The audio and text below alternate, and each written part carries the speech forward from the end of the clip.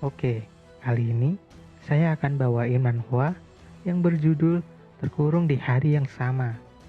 Dengan pengarangnya adalah Aichi Yuan Comic dengan genre action, martial art, dan harem.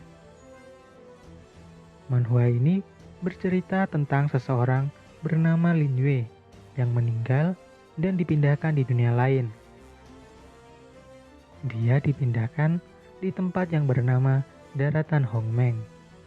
Tapi yang aneh adalah setiap pagi atau saat mati, dia akan terbangun di tempat yang sama selama 100.000 tahun.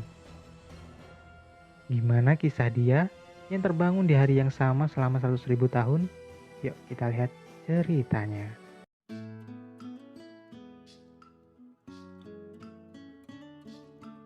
Cerita diawali tepat di wilayah utara tempat penyegelan iblis. Lin Yue masuk dengan paksa. Patung yang menjaga pun berkata, tempat penyegelan iblis dilarang masuk bagi orang yang tidak berkepentingan. Boom, serangan tiba-tiba dari patung penjaga, namun masih bisa dihindari Lin Yue. Dasar orang cari mati. Boom. Serangan kedua dari patung penjaga tersebut, namun Lin Yue masih bisa menghindar dan melompat di tengah-tengah 4 patung penjaga. Sing! Dengan sekali serang, 4 badan patung penjaga terbelah dan hancur. Tak lama datang penjaga bayangan. Pemimpin mereka berkata, "Brengsek! Berani menerobos tempat penyegelan iblis! Serang!" Menghadapi banyak orang, Lin Yue terlihat masih santai dan tidak tertekan. Namun dalam sekejap mata, boom, boom, boom, Lin Yue menghabisi mereka semua, menyisakan pemimpin bayangan. Namun dengan cepat, sing, Lin Yue membelah badan pemimpin bayangan menjadi 2. Akhirnya Lin Yue tiba di tempat penyegelan Master Sumi. "Siapa yang berani membuat keributan di tempat ini?" ucap Master Sumi. "Maaf mengganggumu istirahat. Aku kesini hanya untuk menepati janji." Jadi Lin Yue datang ke situ untuk menyelamatkan Master Sumi yang disegel. Master Sumi yang melihat Lin Yue heran, sambil berkata, "Tak kusangka, kamu yang masih di tahap awam bisa mengalahkan para penjaga suci." Master Sumi yang ragu dengan kekuatan Lin Yue pun mencoba mengetesnya. Wush. Bukan takut, Lin Yue malah senang melihat jurus hebat dari Master Sumi. Dengan sekali gerakan, Lin Yue berhasil meredam jurus Master Sumi. Kaget, Master Sumi menyadari pria ini bukanlah orang biasa. Meskipun hanya di tahap awam, dia sudah mahir mengatasi jurus dari Eku. "Siapa kamu sebenarnya?" ucap Master Sumi. Cerita kembali ke Lin Yue yang berada di dunia aslinya. Pada waktu itu, dia sedang terburu-buru karena dia akan terlambat untuk ujian yang menentukan masa depannya. Namun, boom, di perjalanan dia tertabrak sebuah bus. Mengira hidupnya sudah berakhir, wush, dia malah dipindahkan di dunia lain. Lin Yue terbangun di tempat yang disebut Daratan Hongmeng. Lin Yue berada di sekte Wangxian, yang merupakan salah satu sekte terbesar di daratan Hongmeng. Tapi Lin Yue tidak tahu dia terbangun di tubuh siapa, karena tubuh itu tidak memiliki ingatan apapun. Tapi karena semua sudah terjadi, Lin Yue mencoba menjalani kehidupannya yang baru di sini. Lin Yue pun mencoba mendaftarkan dirinya ke sebuah sekte, tapi karena kultivasinya yang terlalu rendah, yaitu tahap awam, dia bukan hanya ditolak, tapi juga dipukuli. Saat dalam perjalanan, dia tidak sengaja melihat wanita yang akan diperkosa laki-laki. Lin Yue mencoba menghentikannya. Namun karena dia yang terlalu lemah, tak sempat menghindar, dia sudah ditusuk tepat di jantungnya. Dalam hati, Lin Yue berkata, "Di dunia asliku aku sudah mati. Apakah aku akan mati juga di sini?" Saat mati, Lin Yue justru merasakan perasaan yang sama lagi. Wush. Setelah mati ternyata Lin Yue bangun di hari dan tempat yang sama selama 100.000 tahun. Saat bangun, Lin Yue menyadari kalau dunia ini penuh dengan kekerasan. Dia tidak ingin membiarkan orang lain terus menindasnya. Dia bertekad untuk jadi lebih kuat. Lin Yue memutuskan untuk pergi dari tempat tersebut. Meskipun dia selalu berinkarnasi di daratan Hongmeng terus, namun dia memutuskan untuk pergi ke banyak formasi transisi. yang bisa membuatnya pergi ke segala penjuru dunia. Karena itu, Lin Yue menyadari banyak wilayah lain selain daratan Hongmeng yang juga penuh misteri dan keajaiban. Lin Yue pernah pergi ke negara salju yang dingin, pernah pergi ke neraka, dan juga pernah pergi ke tanah suci pembinaan. Di saat reinkarnasinya selama 10.000 tahun, Lin Yue sudah mengetahui semua rahasia dan misteri setiap sekte dan wilayah di seluruh dunia. Setelah berlalunya masa kerajaan, pertarungan antara sekte semakin memanas. Sekte Wangxian, sekte Qi Xiao, dan Demon Shi. Yang kuat jadi pemimpin, yang lemah terus ditindas. Itu sebabnya setiap sekte memperkuat kekuatan mereka masing-masing. Di dunia ini ada 4 cara untuk menjadi kuat. Pertama, meningkatkan reiki untuk meningkatkan kultivasi. Kedua, mencari teknik dengan kelas yang tinggi. Ketiga, meningkatkan kekuatan fisik. Itu lebih mudah dipelajari. Keempat, dengan meningkatkan kekuatan batin. Sangat jarang orang yang belajar meningkatkan kekuatan batinnya, karena sulit menggunakan kekuatan batin dalam pertempuran. Makanya sebagian orang hanya menelitinya. Lin Yue yang berinkarnasi di hari yang sama terus-menerus Membuat kultivasi reikinya berhenti di tahap awam. Makanya dia dianggap orang yang lemah. tapi karena dia terus berinkarnasi, kekuatan batinnya menjadi sangat kuat.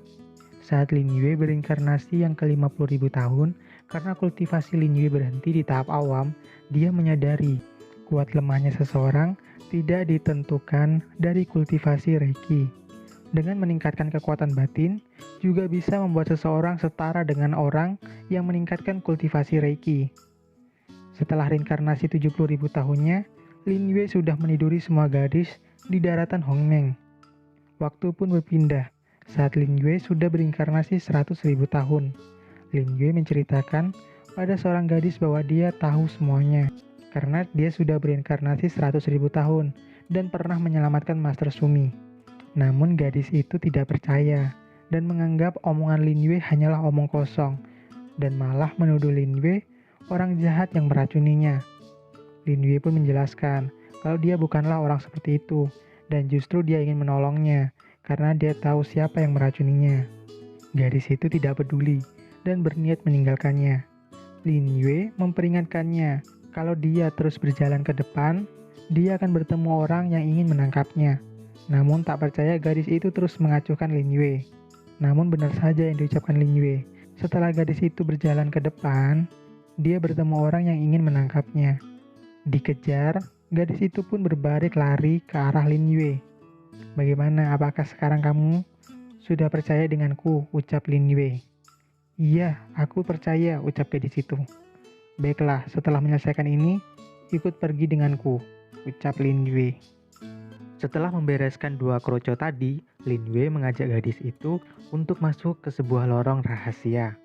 Gadis itu bertanya, kenapa dia harus masuk ke lorong itu? Lin Yue menjelaskan kalau di ujung lorong itu ada seseorang yang meracuni dan ingin menangkap gadis itu. Karena penasaran siapa yang ingin mencelakainya, gadis itu pun menerima ajakan Lin Yue. Di dalam lorong, Lin Yue dan gadis itu bertemu dengan mereka. Dia adalah Si Tu Jue, anak dari Xuan Yu yang merupakan salah satu tetua sekte Wangxian. Gadis itu berteriak pada Si Tu Jue, "Racun apa yang kau berikan padaku?" Si Tu Jue dengan muka nafsu mengatakan kalau dia memberinya racun yang bisa membuat gairah. Karena Si Tu Jue berniat melakukan kultivasi ganda untuk meningkatkan kultivasinya. Ternyata Si Tu Jue ini bisa menyerap kultivasi orang lain saat melakukan hubungan badan. Pantas saja dia suka memperkosa banyak wanita. Namun Si Tu Jue kaget karena bisa ada orang lain yang tidak berguna tahap awam. Di daratan Hongmeng, struktur kultivasi yaitu dari yang terendah, pertama tahap awam, kedua tahap suci, ketiga tahap salvation, keempat tahap reincarnation, kelima tahap transcendence, keenam tahap emperor. Dan semakin tinggi tingkat kultivasi reiki, seseorang bisa menggunakan jurus yang semakin tinggi juga. Makanya, orang selalu menduga tingkat kultivasi reiki yang menentukan kekuatan seseorang. Tapi, Lin Yue sudah menyadari, untuk menjadi kuat, seseorang harus meningkatkan 3 elemen.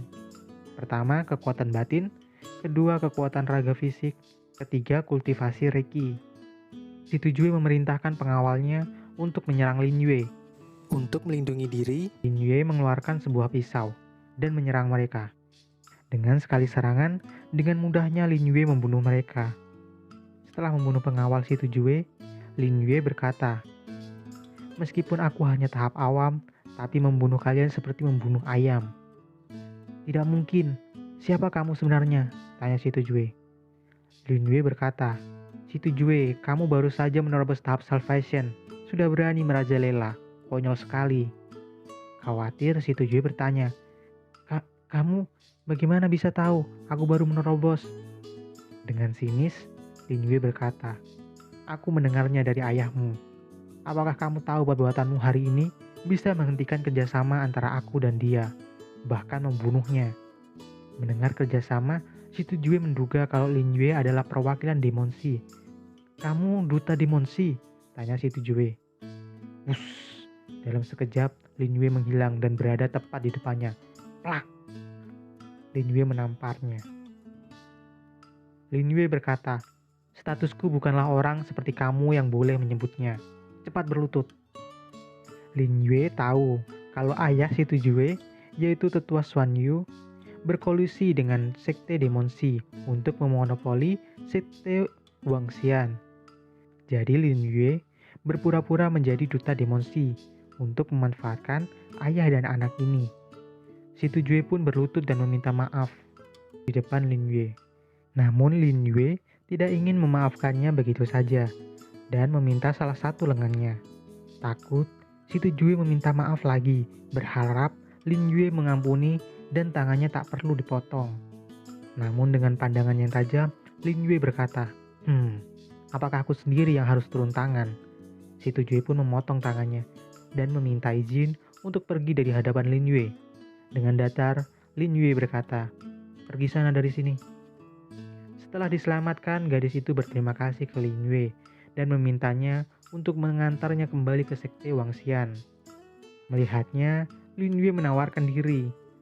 "Tapi racun yang ada di tubuhmu, perlukah aku yang membantumu mengeluarkannya?" Wuss.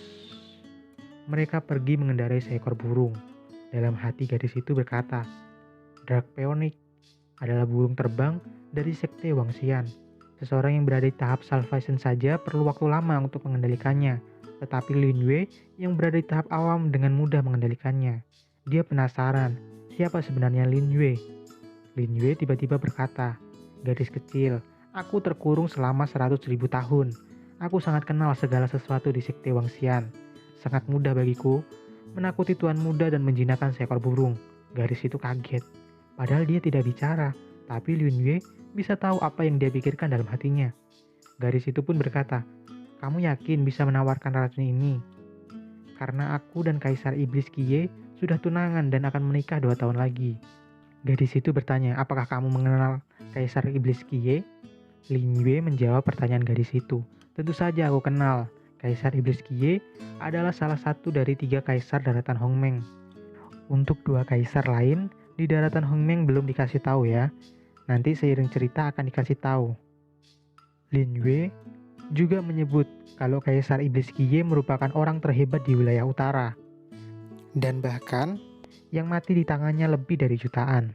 Gadis itu pun berkata, "Jika dia tahu kamu yang menyelamatkan aku, kamu pasti akan mati di tangannya."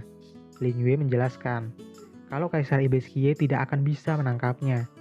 Karena dalam 6 jam lagi, Lin Yue akan berinkarnasi lagi. Saat Lin Yue menjelaskan, tiba-tiba tubuh gadis itu bergetar. Efek racun itu muncul lebih awal, yang membuat gairahnya memuncak. Karena sudah tidak tahan, akhirnya gadis itu melepaskan keperawanannya ke Lin Yue. Tiba di pagi hari, mengira akan kembali bangun di tempat yang sama, Lin Yue kaget.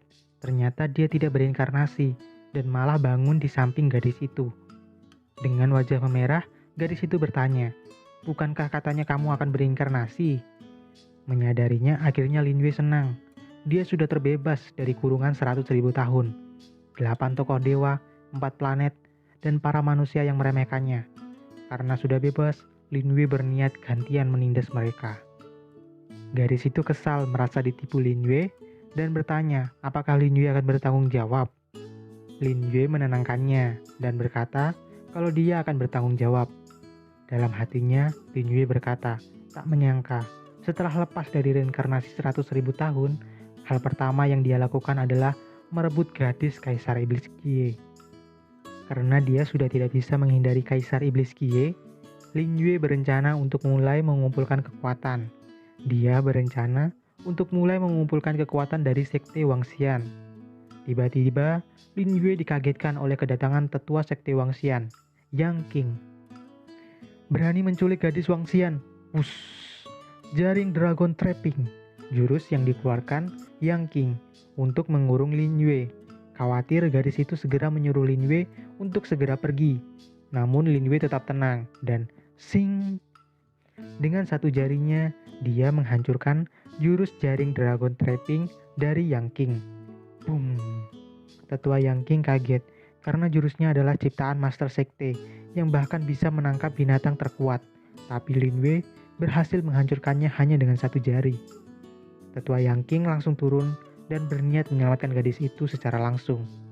Lin Yue berkata, Yang King, apakah kamu mau tahu keberadaan ayahmu? Kaget mendengarnya, Yang King bertanya, siapa kamu? Kenapa bisa mengetahui keberadaan dia? Lin Yue pun membuat kesepakatan dengan Yang King untuk membawanya ke Sekte Wangxian dengan selamat jika dia ingin mengetahui keberadaan ayahnya. Tak langsung setuju, Yang King bertanya, memangnya apa yang kau rencanakan di Sekte Wangxian? Lin Yue berkata, itu bukanlah urusanmu. Aku hanya memintamu untuk mengantarku dengan selamat. Murid-murid menyambut tetua Sekte Yang King. Melihat Lin Yue yang berjalan di depan tetua Yang King membuat murid-murid membicarakannya. Siapa dia? Sombong sekali. Hanya berada di tahap awam berani berlagak dan berjalan di depan tetua Yang King. Mendengarnya, Lin Yue menyuruh tetua Yang King untuk menghukum murid-murid yang banyak bicara itu. Murid itu kembali bicara. Kau pikir tetua Yang King akan mendengarkanmu? Namun, sing-sing, siapa yang menyangka tetua Yang King mendengarkan permintaan Lin Yue dan langsung menghukum murid-murid itu di depan matanya dan menyuruh murid yang lainnya untuk diam. Murid yang lain pun terlihat lebih patuh. Tiba di Sekte Wangxian, tetua Yang King kembali bertanya, apa tujuannya ke sini? Lin Yue berkata, dia ingin bertemu dengan ketua Sekte Qinji. Namun tetua Yang King memperingatkannya, kalau ketua Sekte mungkin tak akan mau menemuinya, karena dia hanya di tahap awam. Lin Yue pun menyuruh gadis suci Wangxian untuk pergi terlebih dahulu. Setelahnya gadis itu pun pergi.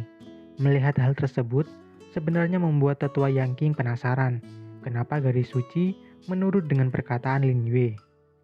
Setelah berdua, Lin Yue meminta tetua Yang King untuk menyampaikan pesannya kepada ketua, yaitu kombinasi saluran ajaib, bukan terlebih dahulu kombinasi 8 saluran, lalu membutuhkan keseimbangan yin dan yang.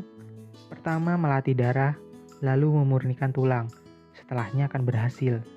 Mendengar perkataannya, Yang King menyadari kalau ucapan Lin Yue mengandung hal gaib. Dia tahu, tidak bisa memandang Lin Yue seperti remaja biasa, dan menyadari, mungkin setelah mendengar pesannya, ketua sekte mau menemuinya. Yang King pun pergi, dan akan menyampaikan pesan Lin Yue. Setelah sendirian, Lin Yue pun mencoba berjalan-jalan di sekitar Sekte Wangxian. Tak sengaja, dia melihat serangan pedang dari salah satu murid perempuan Sekte Wangxian. Melihatnya, Lin Yue bertanya, kalian sedang latihan pedang? Perempuan itu pun bertanya, siapa kamu? Mendengarnya, Lin Yue menjawab, siapa aku itu tidak penting, karena yang penting adalah gerakan jurus Tianyan, sword terakhirmu sudah salah. Perempuan itu kaget, bagaimana orang yang baru dilihatnya mengetahui jurusnya. Lin Yue sedikit menjelaskan tentang ilmu pedang. Niat adalah yang utama, lalu rupa, dan yang terakhir adalah kekuatan. Niat pedang akan mengendalikan pedang. Badan pedang akan mengendalikan kekuatan, dan kekuatanlah yang akan membunuh lawan. Tiba-tiba Lin Yue berhenti. Perempuan itu pun bertanya, lalu apa setelahnya? Lin Yue pun berkata, aku bisa mengajarimu ilmu pedang, tapi bahuku sekarang sedikit sakit. Kamu tahu apa yang harus dilakukan? Perempuan itu sadar, dan langsung memijat Lin Yue, yang membuat murid laki-laki di Sekte Wangxian emosi.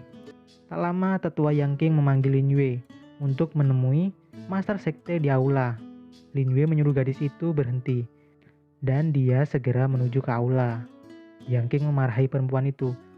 "Cier, misimu adalah mencapai ilmu pedang tahap kedua. Apa yang kamu lakukan tadi? Malah memijat Lin Yue." Ternyata Yang King adalah guru dari perempuan itu. Perempuan itu bernama Cier. Cier memberitahu ke Yang King, "Guru, dia tahu masalah dengan gerakan terakhir jurus Tianyuan Sword." Meremehkannya, Yang King berkata, "Omong kosong, dia masih terlalu kecil. Dia tidak tahu apa-apa dengan jurus pedang. Gurukulah sendiri yang mengajariku jurus Tianyuan Sword. Bahkan aku sendiri belum memecahkan gerakan terakhir." Cier pun membuktikan apa yang dibilang Lin Yue di depan gurunya. Niat adalah yang utama, lalu rupa, dan yang terakhir adalah kekuatan. Gerakan itu membuat Yang King kaget. Kemudian di tempat lain, di aula Wangxian, Lin Yue bertemu dengan ketua sekte. ketua sekte berkata, "Jurus Wishu Dream adalah jurus yang diwariskan dari generasi ke generasi oleh Master Sekte Wangxian." Dia bertanya, "Bagaimana kau tahu poin utama dari jurus ini?" Lin Yue menjelaskan, "Kamu salah. Aku bukan hanya tahu poin utama dari jurus ini, bahkan aku tahu kelemahannya." Mendengarnya, Membuat ketua sekte kesal. "Omong kosong. Jurus ini telah diturunkan oleh Master Sekte Wangxian selama 3000 tahun. Bagaimana mungkin ada kelemahannya?" Dia pun mencoba menyerang Lin Yue. Sing! Dengan sekali tebas Lin Yue berhasil menyingkirkan jurus ketua sekte. Lin Yue pun memperingatkannya kalau luka akibat latihan jurus Wishu Dream-nya tadi malam belum pulih dan hanya Lin Yue yang bisa membantunya untuk pulih. Dalam hati, ketua sekte berkata, "Tadi malam aku latihan di kolam suci. Itu adalah area terlarang. Selain gadis suci, tidak ada yang bisa masuk. Namun dia tidak hanya mengetahui latihanku, tapi juga mengetahui tentang lukaku." Master Sekte pun bertanya-tanya, siapa dia sebenarnya? Lin Yue pun berkata, "Aku tahu apa yang kau pikirkan. Tidak penting bagaimana aku mengetahuinya, dan siapa aku juga tidak penting. Tapi, aku tidak suka mengangkat kepalaku untuk bicara, dan juga tidak suka diancam," tegas Lin Yue. "Terlebih lagi, aku tahu kau sedang memikirkan dua buah masalah." Di dekat Lin Yue, Master Sekte merasa tekanan Reiki dari Lin Yue cukup membuatnya tidak berkutik. Padahal kultivasi Reiki Lin Yue hanya berada di tahap awam. Lin Yue menjelaskan, masalah yang pertama yaitu saat ini Sekte Wangxian sedang bersekutu dengan Demon Shi dan Sekte Chixiao. Tetapi ketua sekte tidak ingin berada di pihak manapun. Masalah yang kedua, ketua sekte telah terjebak dalam Nen Burning Reincarnation. Bukan hanya terjebak, tapi kultivasinya juga mengalami kemunduran. Lin Yue berkata, dia bisa menyelesaikan dua masalah ketua sekte ini jika dia mau membuat kesepakatan dengannya. Ketua sekte pun bertanya, apa yang diinginkan Lin Yue? Lin Yue menjawab, dia ingin meminjam kolam suci. Di sisi lain, Tetua Xuan Yu memarahi penjaganya karena tidak bisa melindungi anaknya. Penjaga itu melaporkan kalau gadis suci sudah selamat dan remaja yang mengaku duta Demon Shi juga selamat dan sedang menemui ketua sekte. Xuan Yu yang marah membunuh anak buahnya sendiri dari belakang. Dia berkata, seekor anjing yang tidak berguna tidak layak untuk hidup. Xuan Yu menghancurkan penjaganya yang membeku. Boom, boom. Si Tujue bertanya ke ayahnya, "Ayah, apa benar dia bukan duta Demon Shi?" Xuan Yu pun membentaknya, dasar bodoh, duta ini sangat rahasia, bahkan aku saja sangat takut dengannya. Tidak mungkin, dia seorang remaja tahap awam. Tapi karena dia sudah melukai putraku, selama dia masih berada di daratan Hongmeng, aku tak akan membiarkannya hidup. Kembali, Di aula Wangxian, ketua sekte setuju dengan permintaan Lin Yue. Namun karena kolam suci merupakan tempat khusus yang tidak bisa dimasuki sembarang orang, jadi ketua sekte akan memberikan Lin Yue status sementara sampai kesepakatan selesai. Lin Yue pun mensetujuinya. Dia berpesan ke ketua sekte, malam ini aku akan pergi ke kolam suci. Kamu juga harus datang. Kenapa tidak sekarang? Ucap ketua sekte. Lin Yue menjelaskan kalau ada masalah yang harus dia urus terlebih dahulu. Tidak lama, ketua Xuan Yu menerobos masuk aula. Xuan Yu bertanya kepada ketua sekte mengenai berita gadis suci yang kemarin malam diculik dan kemudian diselamatkan oleh tetua Yang King. Ketua sekte membenarkan berita itu. Melihat Lin Yue yang hanya berada di tahap awam membuat tetua Xuan Yu menuduh Lin Yue penculiknya dan menyerangnya secara langsung di depan ketua sekte. Namun Lin Yue berhasil menghindari serangannya dan justru balik mengancam Xuan Yu. Xuan Yu kaget. Sejak kapan dia bisa berada di belakangnya? Ketua sekte bertanya. Tetua Xuan Yu, apa maksudnya ini? Xuan Yu beralasan, maaf ketua sekte, gadis suci memiliki kedudukan yang tinggi. Aku mendengar orang ini yang menculik gadis suci. Karena aku yang bertanggung jawab atas keamanan sekte Wangxian, jadi aku berniat menginterogasinya.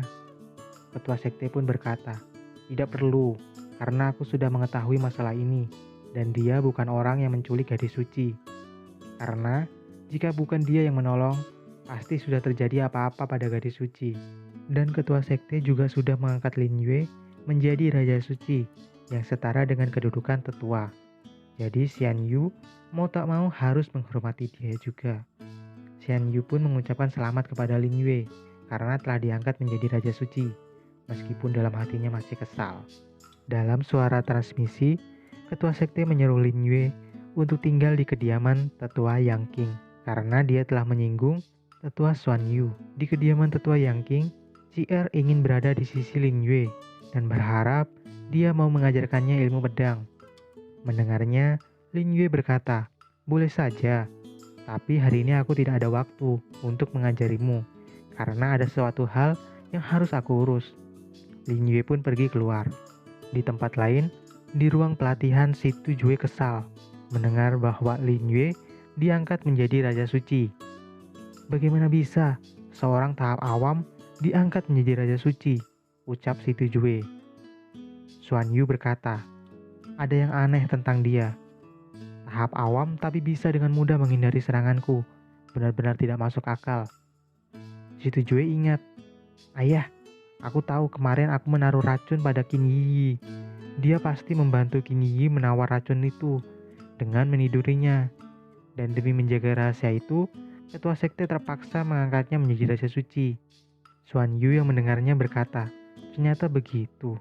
Dengan bukti ini kita memiliki kesempatan untuk membunuhnya. Tiba-tiba, Lin Yue yang mendengarnya datang. Siapa yang ingin membunuhku?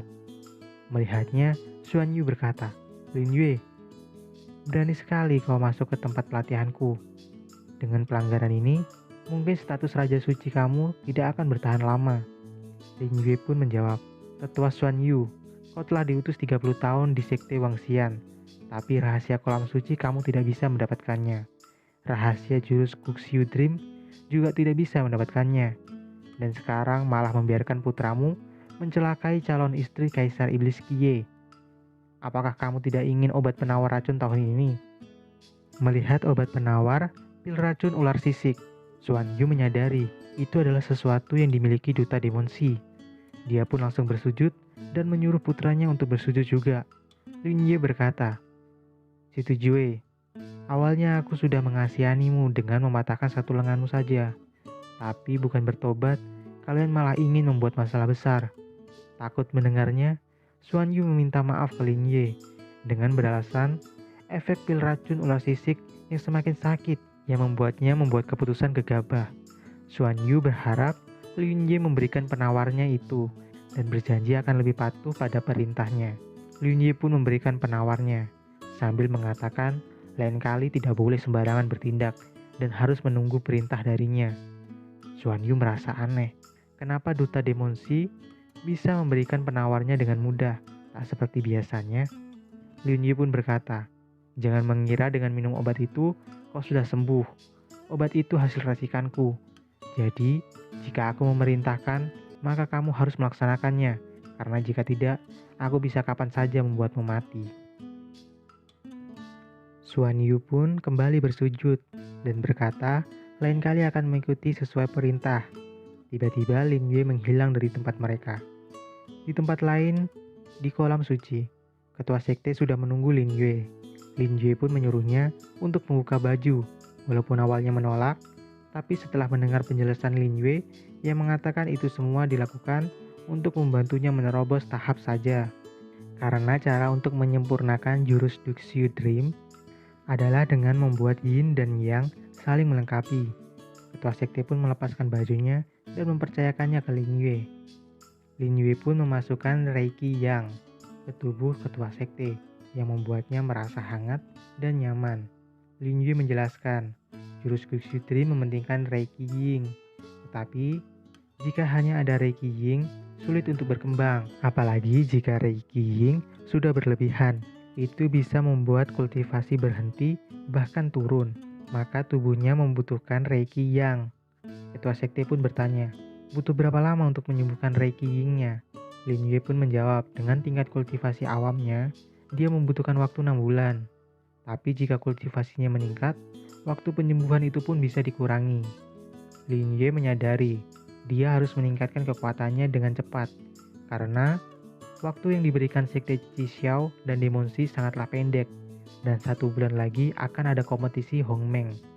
Kompetisi Hongmeng adalah kompetisi berbagai sekte besar yang ada di daratan Hongmeng untuk mendapatkan hak masuk ke dalam jalur Tao. Jalur Tao ini terbentang luas di daratan dan bertahan hingga sekarang. Untuk mendapatkan Reiki yang tebal, hanya sekte yang menang yang berkesempatan masuk ke jalur Tao untuk berlatih. Mendengar kompetisi Hongmeng, ketua sekte tak percaya diri bisa menang, karena dari 100 sekte di daratan Hongmeng, ada 3 sekte terkuat, dan di antara 3 sekte itu ada sekte Wangxian, yang merupakan sekte paling lemah. Lin Yue memberitahunya untuk tidak menyerah, karena dia akan membantunya. Lin Yue pun pergi dan mengingatkannya untuk melakukan pengobatan lagi besok malamnya. Lin Yue berniat menaikkan 3 kekuatannya bersamaan, kekuatan batin, fisik, dan meningkatkan kultivasi Reiki ke tahap suci. Dia merasakan kolam suci benar-benar tempat yang luar biasa. Saat kembali, Cier memberitahu Lin Yue bahwa gadis suci sudah menunggunya. Nama gadis suci sudah diketahui ya, namanya Qin Yiyi. Melihatnya, tiba-tiba Qin Yiyi memeluk Lin Yue dan berkata, apakah kakakku menyusahkanmu? Aku mendengar dia mengangkatmu menjadi raja suci, padahal kakakku tidak pernah sebaik ini pada pria. Lin Yue menggodanya, mungkin itu karena aku berbeda dari pria lain.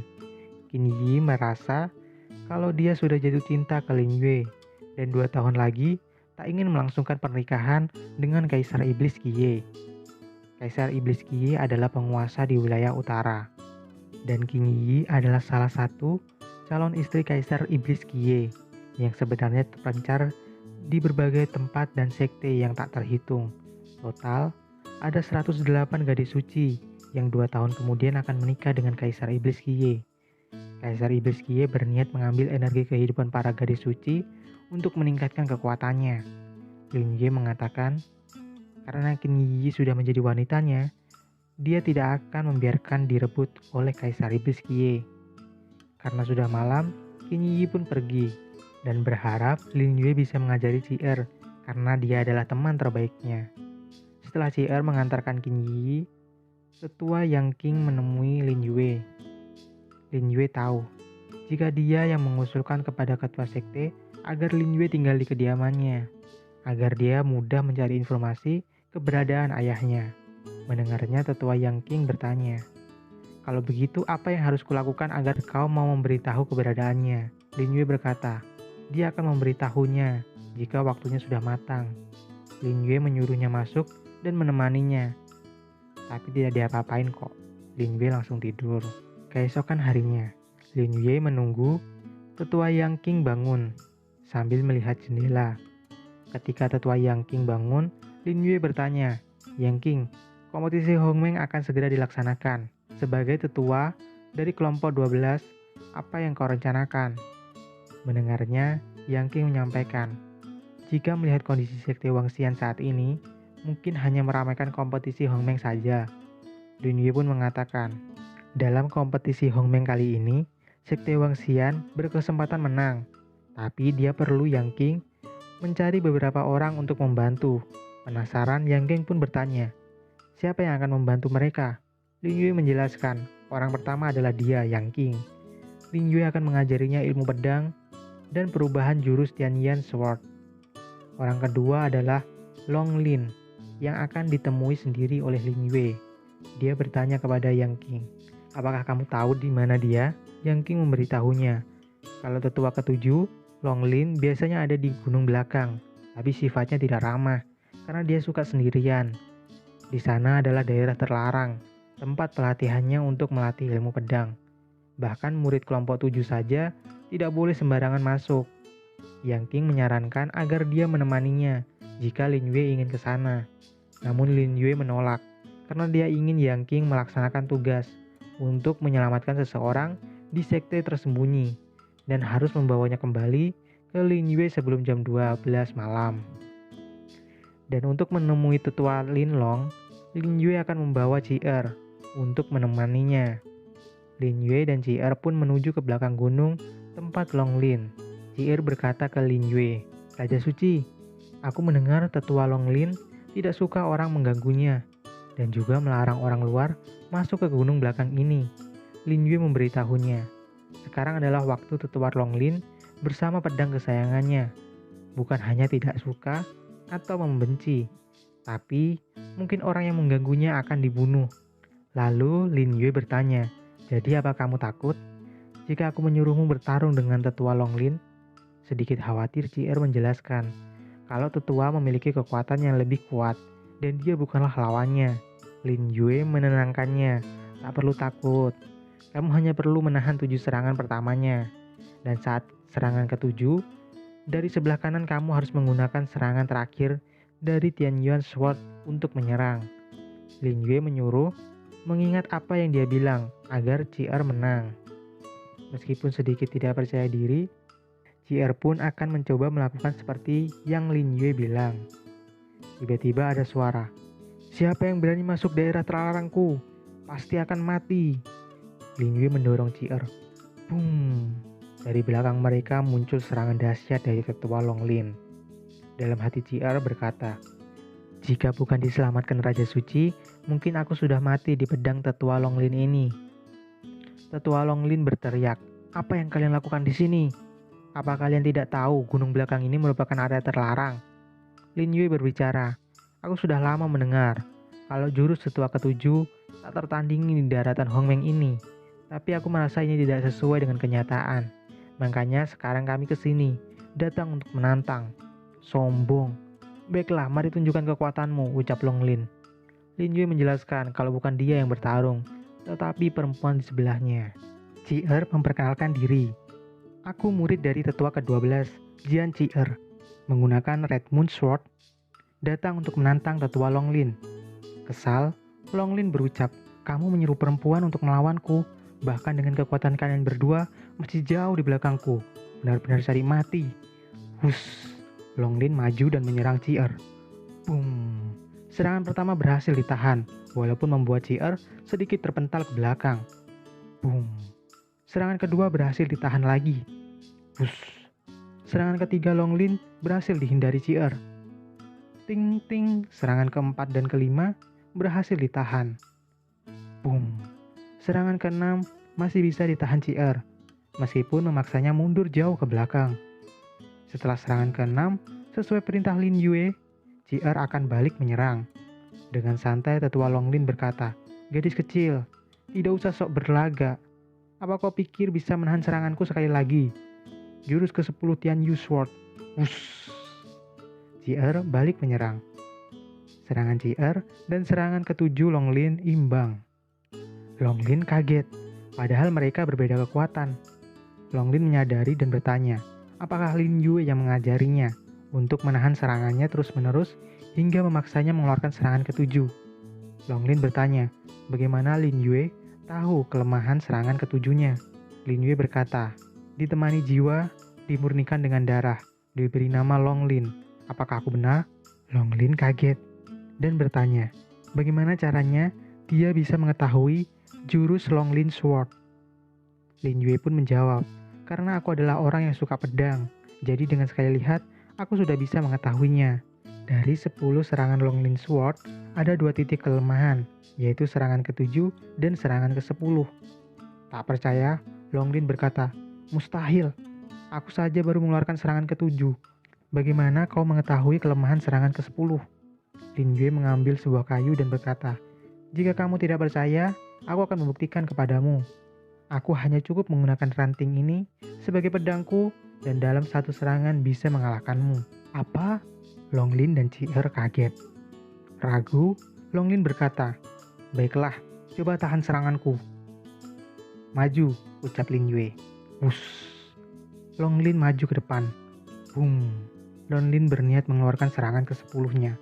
Boom. Naga muncul dari tanah. Lin Yue masih tampak santai. Apakah segini saja? Mati sana. Wush. Serangan kuat dari Longlin. Akan kutunjukkan serangan ke-10 sebenarnya. Wush. Muncul naga juga dari tongkat Lin Yue. Dan ternyata serangan ke-10 Lin Yue lebih kuat. Longlin tak percaya. Dia dikalahkan dengan jurusnya sendiri.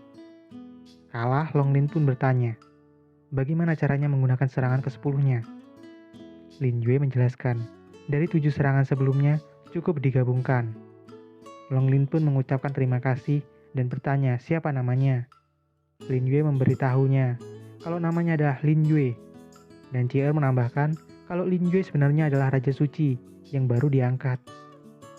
Longlin senang dan berkata, Raja Suci benar-benar generasi muda yang berbakat dan memiliki pemahaman yang mendalam dalam ilmu pedang. Kedepannya, jika ada waktu luang, mohon bimbingannya Raja Suci. Tentu saja, ucap Lin Yue. Dan bertanya, apakah tetua Longlin memiliki niat untuk menunjukkan kehebatan di kompetisi Hongmeng? Longlin memberitahunya, dalam kompetisi itu, dia percaya kehebatannya berada di atas 3 sekte. Dalam 1 lawan 1, mungkin dalam 3 sekte semua bukanlah lawannya. Tapi dalam kompetisi Hongmeng, bukanlah 1 lawan 1. Di antara 3 sekte terkuat, kekuatan sekte Wangxian adalah yang terlemah. Jadi untuk memenangkan kompetisi Hongmeng, sepertinya agak susah. Lin Yue pun berkata, belum tentu. Aku akan meningkatkan kekuatan sekte Wangxian. Dan akan kucarikan lawan yang setara juga denganmu.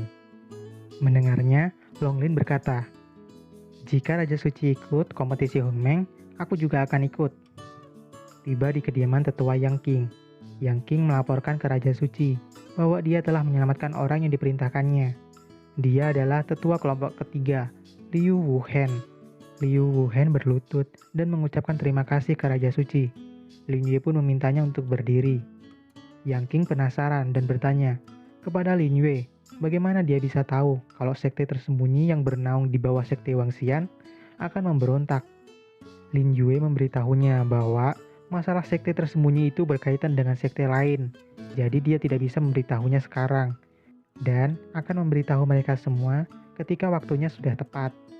Tiba-tiba Cier datang memberitahukan kalau ketua sekte mengadakan rapat para tetua, di mana pada rapat tetua kali ini, Raja Suci juga diundang untuk menghadiri rapat. Mereka semua pun pergi ke tempat rapat, Gathering Immortal Hall. Ketua sekte memberitahukan, sekte Qi Xiao sedang bertentangan dengan Wangxian. Setiap kompetisi Hongmeng sudah di depan mata.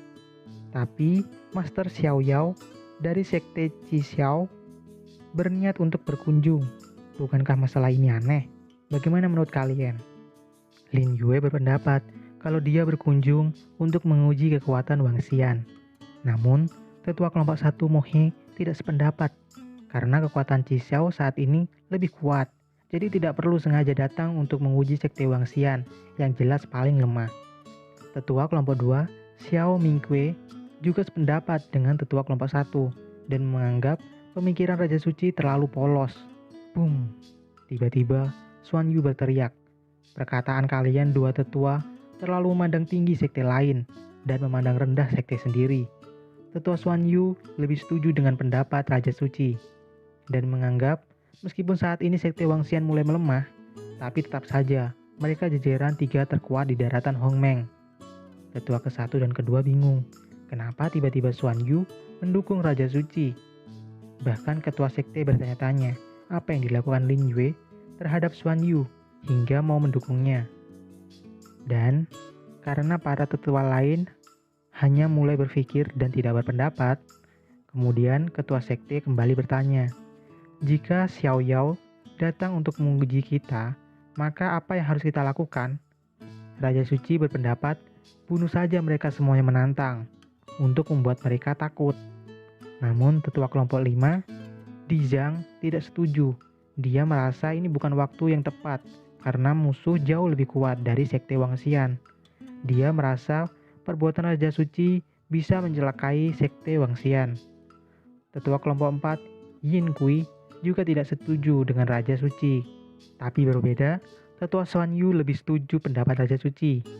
Karena sesuai dengan pepatah, jika orang lain tidak mengganggu, maka kita juga tidak akan mengganggu. Tapi jika orang lain sudah mulai mengganggu, maka kita juga harus membalasnya. Tetua ke-1 dan ke-2 memilih untuk diam saja. Tetua kelompok 7 Longlin juga setuju dengan Raja Suci. Pendapatnya itu membuat tetua lain kaget karena dia tidak pernah bersuara sebelumnya. Tetua ke-12 Yang King dan tetua ketiga Liu Hen juga setuju dengan Raja Suci. Dalam hati ketua sekte, kenapa tiba-tiba banyak orang yang mendukung Lin Yue? Karena banyak pendapat yang setuju dengan Raja Suci, ketua sekte memutuskan jika Master Xiaoyao datang menantang, maka mereka akan menerima tantangan ini. Ketua sekte bertanya lagi, siapa yang bersedia mewakili dalam tantangan kali ini? Lin Yue mengajukan dirinya dan meminta ketua sekte tenang saja karena dia akan menjamin kemenangan melawan mereka. Karena sedikit lelah, Lin Yue meminta mengakhiri rapat. Ketua sekte pun memutuskan untuk mengakhiri rapat. Selesai rapat, Xuan Yu mengejar Lin Yue dan bertanya, bagaimana penampilannya hari ini? Lin Yue bilang, lumayan, walaupun masih kurang. Lin Yue pun menugaskan Xuan Yu untuk membunuh seseorang malam ini. Dia meminta untuk membunuhnya dengan satu serangan. Lin Yue pun memberitahu siapa orang yang harus dia bunuh dan bagaimana caranya. Mendengarnya membuat Xuan Yu sedikit kaget. Lin Yue menegaskan, jika Xuan Yu melakukan sesuai cara yang Lin Yue berikan, maka dia akan aman dan baik-baik saja. Xuan Yu pun berkata, akan berusaha melakukan sesuai arahan Raja Suci, dan dia izin pamit. Setelah Xuan Yu pergi, tetua ketiga Liu Hen kembali mengucapkan terima kasih ke Raja Suci. Dan untuk masalah sekte tersembunyi, sudah dilaporkan ke ketua sekte. Merasa hutang budi, Liu Hen berjanji akan melaksanakan tugas yang diberikan Raja Suci jika dia butuh bantuannya di masa depan. Lin Yue mengerti dan dia meminta supaya tetua ketiga Liu Hen untuk ikut juga kompetisi Hongmeng. Lin Yue bertanya tentang kondisi luka tetua ketiga sekarang. Liu Hen menjelaskan kalau lukanya sudah pulih dan untuk kompetisi Hongmeng dia akan berusaha sekuatnya. Dia juga mengatakan, sayangnya kalau senjata tombak tingkat 5-nya tidak patah, mungkin bisa meningkatkan daya tempurnya. Lin Yue menegaskan ke tetua Liu Hen untuk tidak perlu khawatir, karena Lin Yue akan memberikan tombak level 9 yang baru kepadanya. Kaget mendengarnya, Liu Hen bertanya, apakah benar yang dikatakan Raja Suci? Karena senjata level 9 itu di Sekte Wangxian hanya dimiliki ketua sekte Qinji dan tetua Xuan Yu. Lin Yue pun mengatakan agar tetua Liu Hen fokus memulihkan luka saja, dan untuk senjata, jika nanti kesempatan tiba, senjatanya juga akan diberikan. Tetua ketiga pun pamit undur diri. Selanjutnya, Lin Yue berencana melihat pertunjukan malam ini. Di tempat lain, di kolam suci, Lin Yue kembali membantu mengobati Qinji. Setelah selesai, Qinji meminta Lin Yue untuk menunggu sebentar, karena dia mau bertanya. Lin Yue pun berkata, apakah kau curiga dengan sikap Xuan Yu yang berubah 180 derajat? Qinji berbicara, aku tidak curiga. Karena sekarang semua orang di Sekte Wangxian sudah jadi milikmu, kecuali aku. Iyakah? Ucap Lin Yue.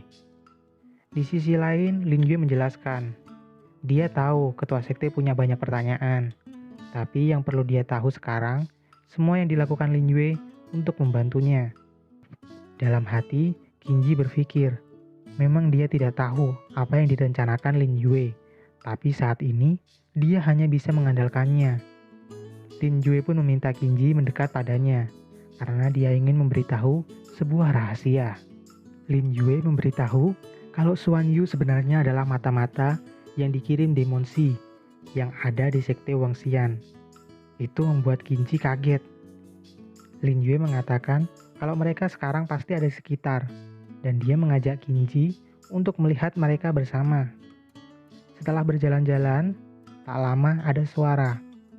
Itu pasti mereka, ucap Lin Yue. Boom.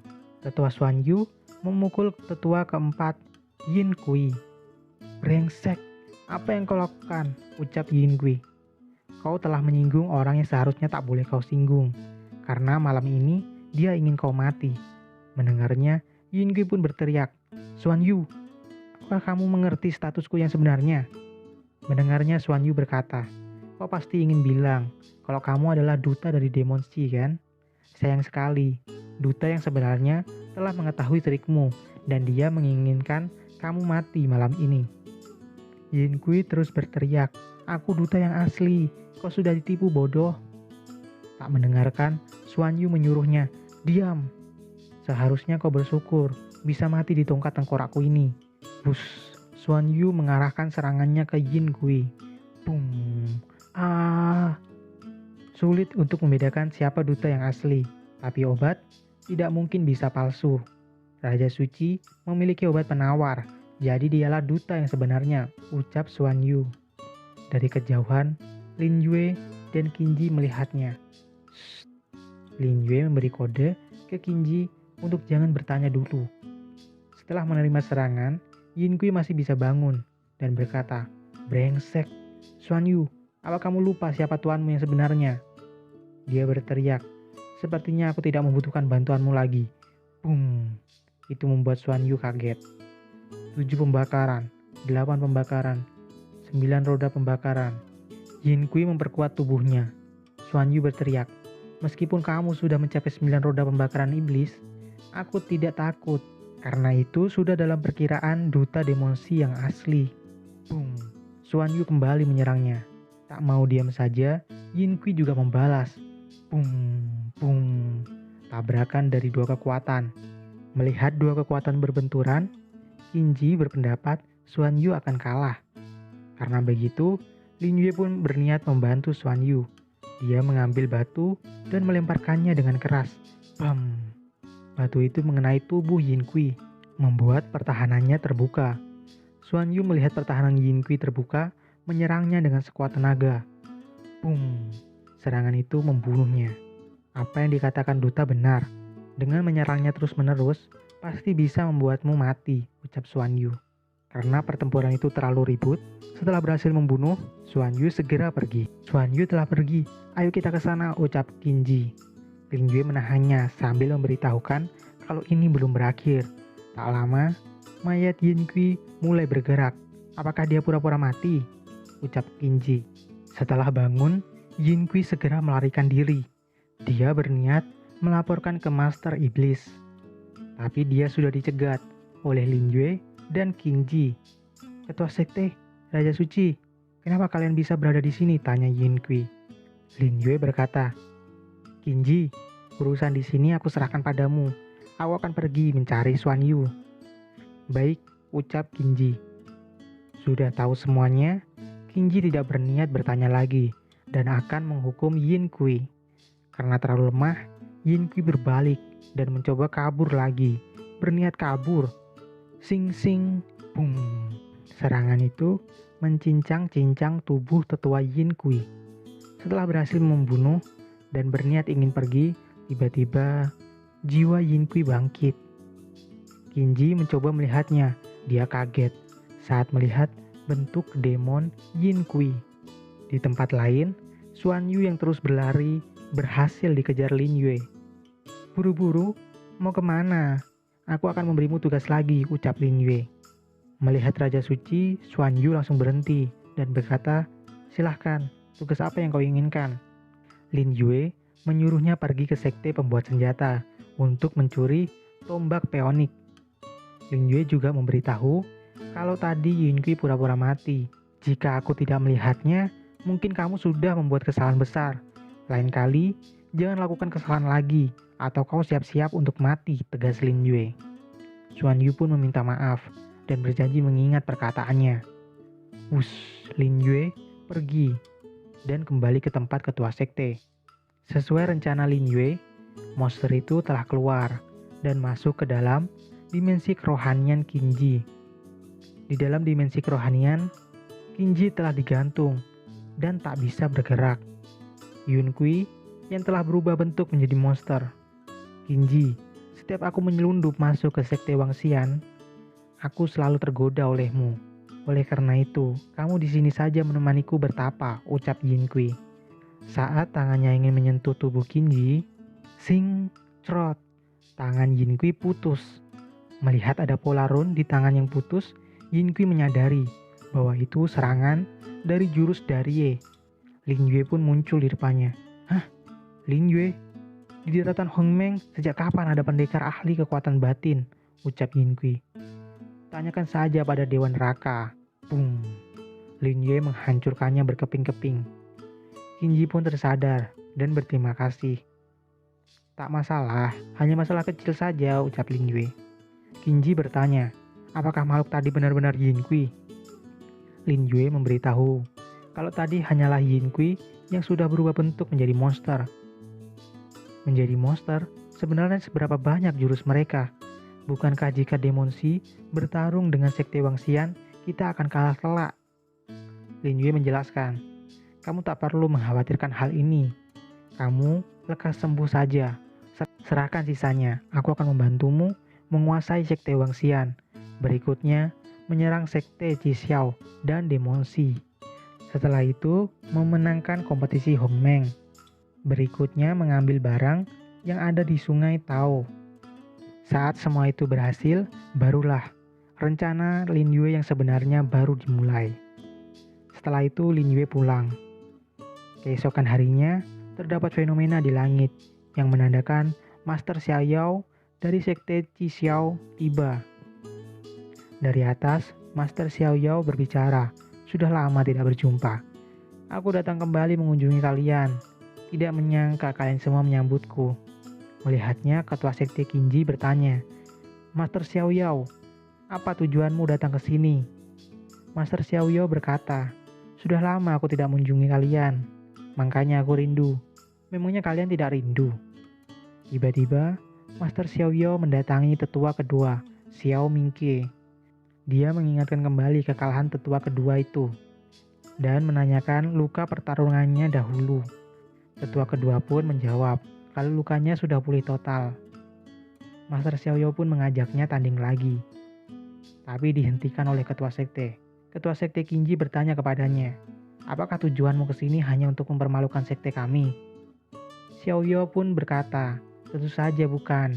Di sini aku membawa 4 murid terlemah dari sekte Qi karena kompetisi Hongmeng sudah dekat. Aku ingin murid-murid kami dan murid kalian saling bertarung untuk saling belajar. Murid Wangxian yang melihatnya sudah pada ketakutan semua. Apa? Mereka berempat sudah di tahap reincarnation, bahkan tidak perlu bertanding. Kita sudah pasti kalah, ucap murid sekte Wangxian. Tiba-tiba, Raja Suci datang. Maaf ketua sekte, aku terlambat. Karena Raja Suci sudah datang, ketua sekte pun berkata, karena Master Xiao Yao ingin pertarungan antar murid, mari kita menuju panggung pertarungan Wangxian. Di tempat pertandingan, Master Xiao Yao menyuruh Qiu Kui yang pertama maju dan belajar dari murid sekte Wangxian. Dia pun memperkenalkan diri. Aku, Jiu Kui, murid dari Master Xiao Yao, sekte Qi tahap reincarnation level 1. Belum bertanding, para murid Wangxian sudah ketakutan melihat level kultivasinya. Para tetua pun saling berdiskusi, murid siapa yang ingin maju pertama. Karena tidak ada yang mau, tetua kedua bertanya untuk meminta solusi ke Raja Suci. Bukannya kemarin kalian tidak setuju. Sekarang kenapa bertanya kepadaku? Ucap Lin Yue. Tetua ke-1 dan kedua menjawab, kemarin kami dihasut oleh Yin Kui. Lain kali kami pasti akan ikuti arahan Raja Suci.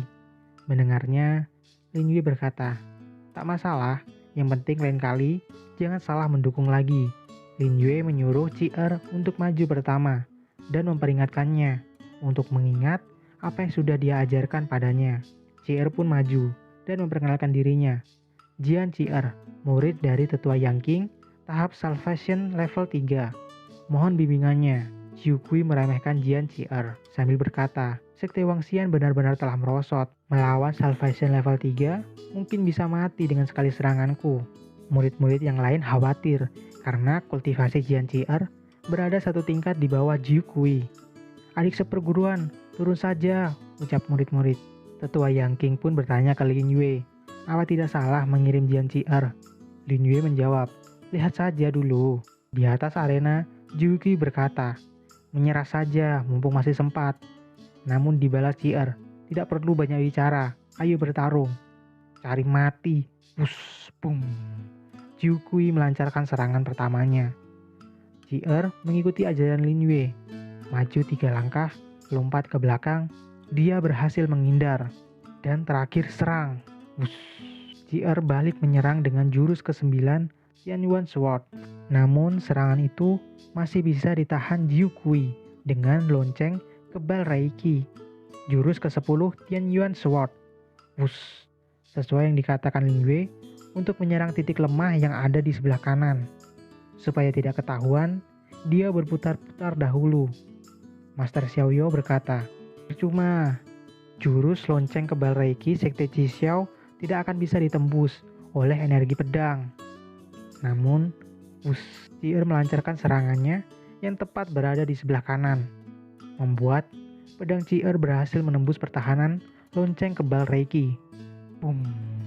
Master Xiaoyao yang melihatnya kaget. Serangan itu berhasil melukai tangan Jiu Kui dan memaksanya mundur. Melihat situasi, ketua sekte memutuskan Zi'er yang menang. Zi'er pun turun dari panggung.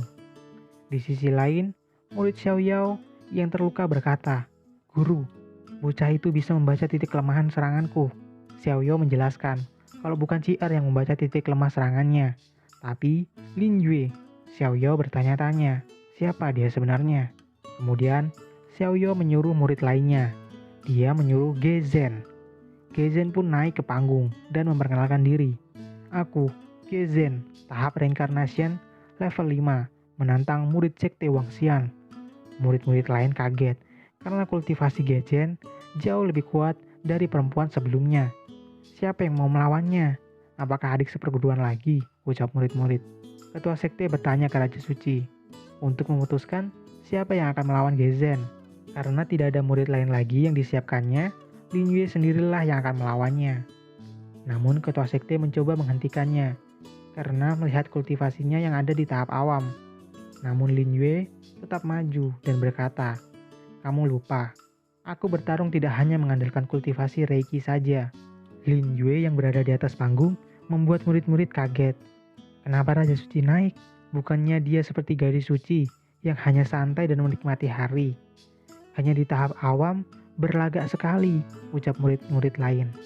Gezhen langsung mengeluarkan jurusnya.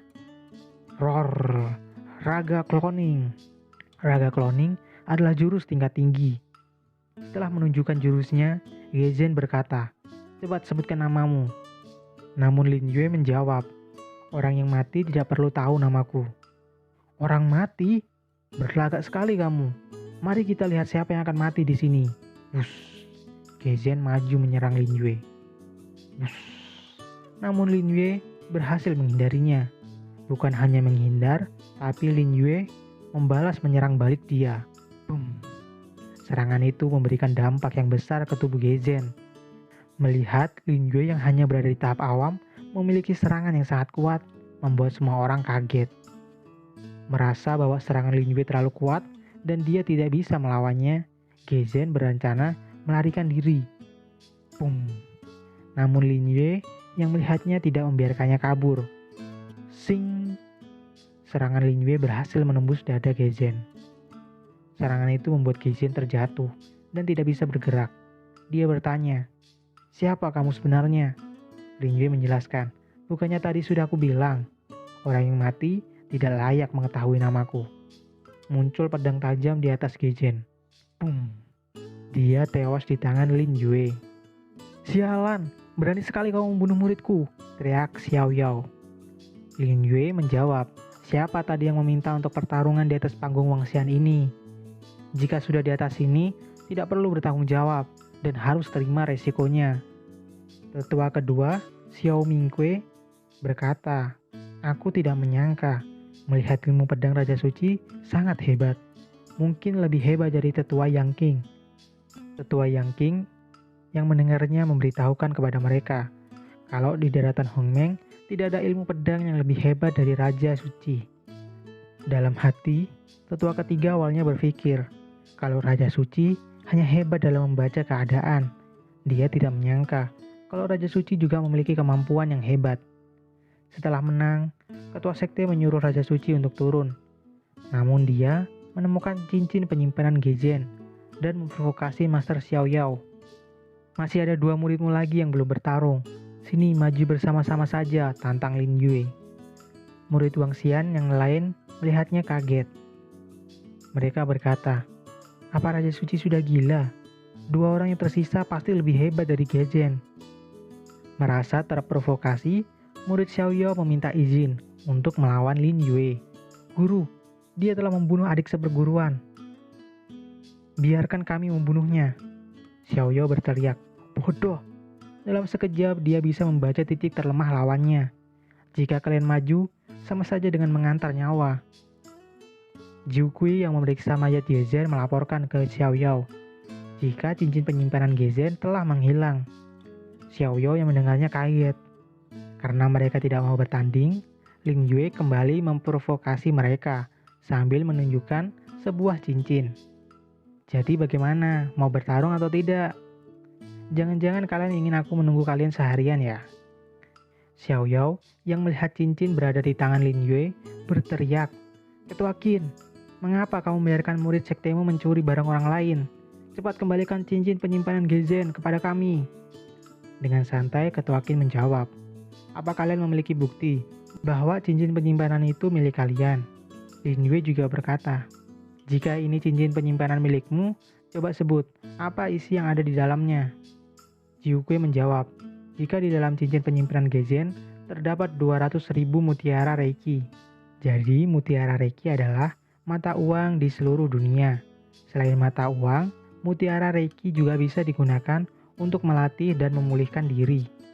Lin Yue pun menunjukkan isinya. "Lihatlah baik-baik," ucapnya. Muncul setidaknya 500.000 mutiara Reiki. Melihat harta cincin penyimpanan sangat banyak, Xiao Yao tidak peduli lagi dan meminta cincin itu dikembalikan. Karena jika tidak, sebelum Xiao Yao selesai berbicara, tiba-tiba tetua Xuan Yu turun dari atas. Xuan Yu yang diberikan tugas untuk mencuri senjata tombak peonik level 9, ia memberikannya pada Raja Suci. Ia berkata, "Raja Suci, sayangnya tombak ini masih memiliki segel. Jika tidak, senjata ini akan memiliki kekuatan yang sangat kuat." Mengambilnya, Raja Suci pun berkata, "Tenang saja, aku sudah memiliki benda untuk membuka segel ini." Ya, ceritanya segitu dulu ya. Apakah Lin Yue berhasil membuka segel dari tombak peonik level 9 dan menghancurkan sisa murid Master Xiao Yao? Kita lihat di next video.